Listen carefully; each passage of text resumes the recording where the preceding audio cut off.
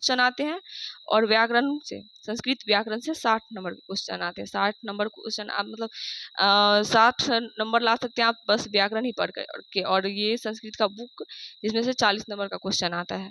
तो जानेंगे कि व्याकरण में क्या क्या आता है। तो वर्ण, वचन, लिंग, संधि, समास, प्रत्यंत, उपसर्ग, अवयव, लकार और कारक। तो सबसे ज्यादा क्वेश्चन आपका वर्ण से, वचन से, लिंग से और समास से, प्रत्यंत से और उपसर्ग से, लकार से, इन सारे सब्जेक्ट मतलब ये सारे चैप्टर से क्वेश्चन मतलब क्वेश्चन बहुत ज्यादा आता है, भर भर के क्वेश्चन आता है। तो आपको ये सब जितना भी ये यहाँ से लेकर के वर्ण और वचन, लिंग, समास, प्रत्यंत, उपसर्ग और लाकार, आपको बहुत अच्छे से इतनी चैप्टर पढ़ लेनी है और संस्कृत व्याकरण के लिए।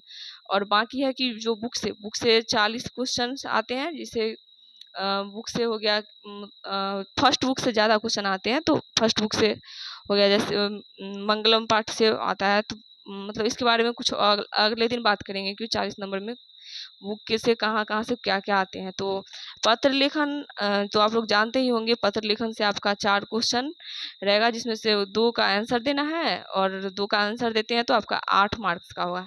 कितने मार्क्स का होगा? 8 मार्क्स का होगा। तो ये बात का ख्याल रखना है कि पत्र लेखन से ही आपका 8 मार्क्स आ जाएगा। और इसके बाद फिर अनुच्छेद, अनुच्छेद वाक्य, जिसको मतलब 7 वाक्य में आप इसका आंसर देंगे और 7 नंबर पाएंगे। अनुच्छेद 7 नंबर का रहेगा, और 7 वाक्य में भी आपको इसका जवाब देना है। तो सोचिए, है ना आसान, कितने मजे की बात है।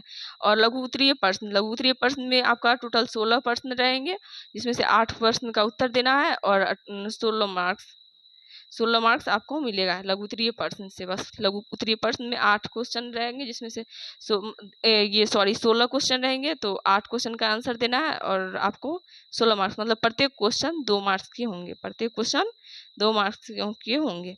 और अनुवाद में आपका 6 मार्क्स का आएगा, अनुवाद में 6 मार्क्स के आएंगे। अनुवाद आपका हो गया 6 मार्क्स के आएंगे। और लघु उत्तरीय प्रश्न, लघु उत्तरीय प्रश्न तो आपका 16 रहेगा, जिसमें 8 क्वेश्चन का आप आंसर दे देते हैं तो आपका 16 मार्क्स आ जाएगा। और वर्ण, ये सब तो आपको बता ही दिए हैं। तो चलते हैं कि कुछ अलग सी बात करने के लिए कि अब इसको तैयारी किस तरह से करना। जैसे कि पत्र लेखन में, जैसे हम लोग गर्मी बहुत होने के कारण, बहुत ज़्यादा गर्मी है, इसके वजह से हम प्रधान अध्यापक से छुट्टी मांगते हैं, या अपने भाई की शादी में जाने के लिए प्रधान अध्यापक से छुट्टी मांगते हैं। तो इस तरह से मतलब ये लिखना रहता है पत्र लेखन। और एप्लीकेशन, जिसको बोलते हैं आवेदन पत्र, जिसको हम बोलते हैं आवेदन पत्र, इसको आवेदन पत्र भी कहा जाता है, आवेदन पत्र। और अनुच्छेद तो आप लोग को पता ही है, जैसे कि हमारे प्रिय कवि हो गए, हमारे प्रिय गांव, मतलब मेरा प्यारा गांव, अहम मम प्रिय कवि, और जैसे कि मेरा गांव। तो इस सब मतलब इस तरह से ही क्वेश्चन रहते हैं। सरस्वती पूजा हो गया, दीपावली और होली, रक्षाबंधन और कोरोना काल के बारे में भी मतलब बहुत ज़्यादा इस बार से कुछ टाइम से पूछे जाते हैं। तो जैसे कि पहले आते थे तो 55 से लेकर के 60 बोल सकते थे कि 55 से लेकर के 60 क्वेश्चन, मतलब 55 से लेकर के 60 क्वेश्चन आते हैं व्याकरण से। लेकिन 2023 के एग्जाम में देखा गया है क्वेश्चन से। तो आप हो सकता है तो क्वेश्चन मिला करके भी देख सकते हैं, या ना हो तो बताएंगे भी हम अगले वीडियो में। और इस बार से मतलब 2023 से जो कर दिया है, तो 60 नंबर का क्वेश्चन आपको व्याकरण से ही मिलेगा। और बाकी है कि गद्यांश,